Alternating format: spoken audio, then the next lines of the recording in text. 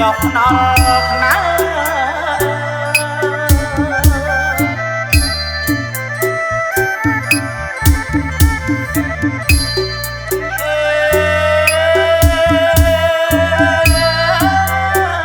chọc này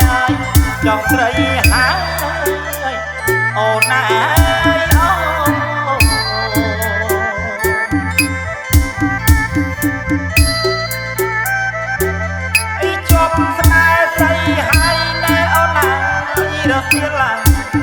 dòng tôm gió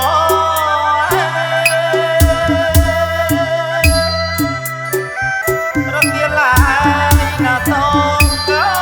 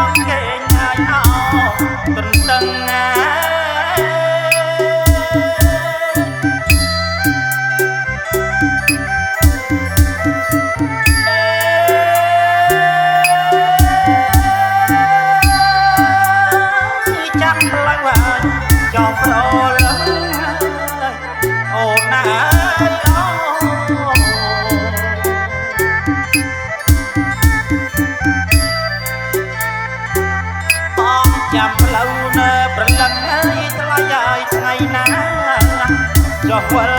với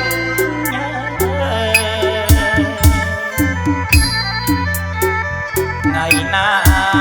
cho quên với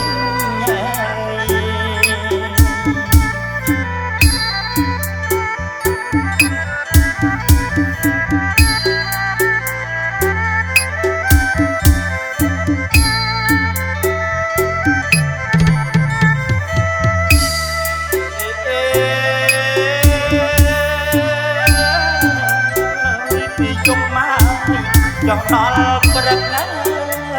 ô nai ô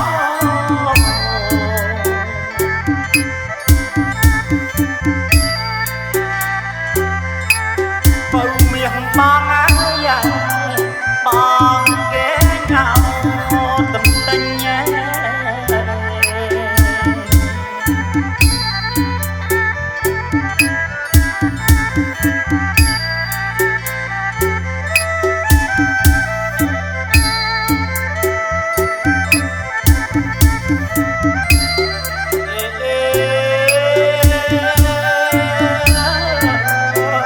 ចាំផ្លូវស្រីចុះវិលវិញអូនណាយអូ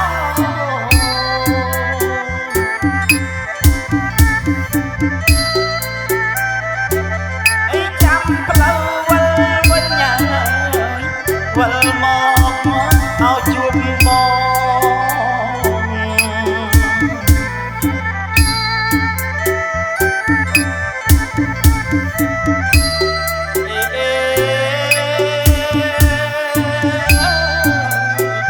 បើមកពេលចុះវាណាថ្លៃអូនណាយអូនជាគូអើ